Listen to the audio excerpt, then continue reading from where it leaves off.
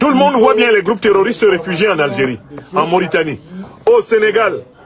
C'est le cas notamment de l'ambassadeur d'Ukraine, le gros terroriste, qui a assumé l'attaque et l'assassinat de dizaines de soldats africains du Mali à Tinzaouaten à la fin du mois de juillet 2024. Oui, le Sénégal héberge aujourd'hui des terroristes qui ont tué au Mali. L'ambassadeur d'Ukraine au Sénégal, c'est un terroriste. Ce n'est pas moi qui l'ai dit, c'est lui-même. Avec l'un des directeurs des services de sécurité ukrainiens, ils ont publié une vidéo sur le site officiel de l'ambassade d'Ukraine au Sénégal, dans laquelle ils ont dit « Nous avons participé à l'attaque terroriste de Tinzaouaten à la fin du mois de juillet 2024 aux côtés d'Al-Qaïda et de l'État islamique contre l'armée malienne et ses alliés russes. Et nous les avons abondamment tués. » Voilà ce qu'a dit l'ambassadeur d'Ukraine au Sénégal, qui est toujours au Sénégal. Le Sénégal qui est toujours en relation diplomatique avec l'Ukraine, qui a tué des dizaines de soldats maliens au Mali. Alors, je m'excuse. Auprès des derniers pastéfiens aveugles, le Sénégal est une base arrière du terrorisme en Afrique. C'est un fait. Il ne s'agit pas d'une déduction logique, non. L'ambassadeur d'Ukraine, qui a lui-même avoué avoir organisé avec Al-Qaïda et l'État islamique l'assassinat des soldats maliens, il n'a été que l'objet de remontrances verbales de la part des autorités sénégalaises. Bassirou Diomaye Faye, président de la République, Ousmane Sonko, Premier ministre. Ils ont beau venir à Bamako raconter leur vie, toute malienne, tout malien normalement constitué, toute africaine normalement constituée, toute sénégalaise, tout sénégalais normalement constitué, je veux dire sur le plan moral et intellectuel, reconnaîtront que le Sénégal est une base arrière des organisations terroristes. Et ce ne sont pas les révélations de la lettre du continent disant que le Sénégal demande à obtenir une aide de 15 millions d'euros pour sécuriser, avec l'argent européen, sa frontière avec le Mali. Alors même que le Mali a répudié tous les soldats occidentaux de son sol. Ce n'est pas cette information qui vient nous apporter quelque chose de nouveau. Mauritanie, base arrière des terroristes. Sénégal, base arrière des terroristes. Algérie, base arrière des terroristes. Nigeria, base arrière des terroristes.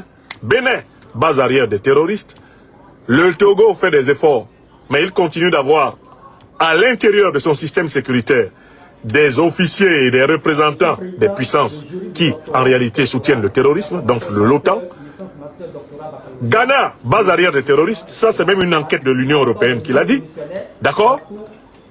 Les Ghanéens n'ont qu'à vérifier si les terroristes ne se cachent plus chez eux. Côte d'Ivoire, sous Ouattara, immense base terroriste, avec organisation active.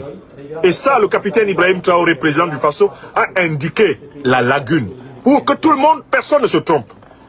Il n'y a que chez nous à Abidjan, on appelle Abidjan, eh bien, la perle des lagunes.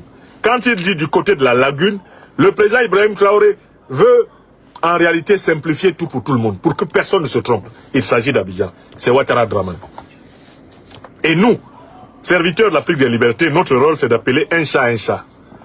Et le président Traoré a déjà dit plusieurs fois, on organise la déstabilisation du Burkina Faso à partir de la Côte d'Ivoire. Donc, quand il dit la lagune, il ne fait que rappeler ce que nous savons. C'est Ouattara Draman, qui est le principal support du néocolonialisme, de l'impérialisme dans la sous-région. Alassane Ouattara a même réussi à être l'homme politique le plus détesté de toute l'Afrique. Il se dispute cette place avec Kagame. Il a même réussi à doubler Kagame. Il a réussi à doubler des dictateurs impénitents comme Biya, qui sont au pouvoir depuis 42 ans. Mais on déteste Ouattara en Afrique plus que Biya. Parce que son rôle ostentatoire dans la déstabilisation de l'Afrique, son rôle ostentatoire au service d'intérêts étrangers à l'Afrique, blesse même les consciences les plus molles. C'est lui qui est donc à la manœuvre. C'est lui qui a promis à ses maîtres hexagonaux qu'il va dégommer par tous les moyens possibles le président Ibrahim Traoré. Qu'il va réitérer la performance de 1987. C'est lui. Le président Ibrahim Traoré donne un cinquième message qui est extrêmement intéressant. Il dit très bien, nous ici au Burkina Faso, il faudrait qu'on précise quel est notre objectif. Et c'est là que... Si moi on m'arrête,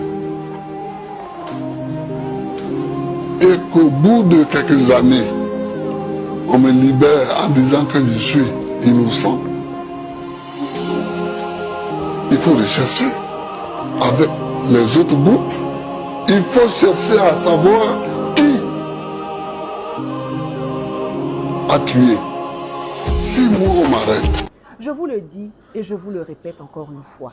Si nous ne sortons pas des enclos dans lesquels les Occidentaux nous ont parqués depuis trop longtemps, si nous ne claquons pas la porte du franc CFA, de la francophonie, de la Cour pénale internationale, de l'OMS, de l'accord de Paris sur le climat, de l'aide publique au développement, si nous ne nous mettons pas ensemble pour développer une vision des intérêts et des politiques communes, non pas à travers l'Union africaine, la CEDEAO et la CEMAC, qui sont des instruments complètement gangrénés au service de l'extérieur, mais à travers de nouvelles institutions, alors les 4 prochaines années là seront les plus risquées et les plus dangereuses pour nous et signeront le retour de la colonisation violente et durable de l'Afrique.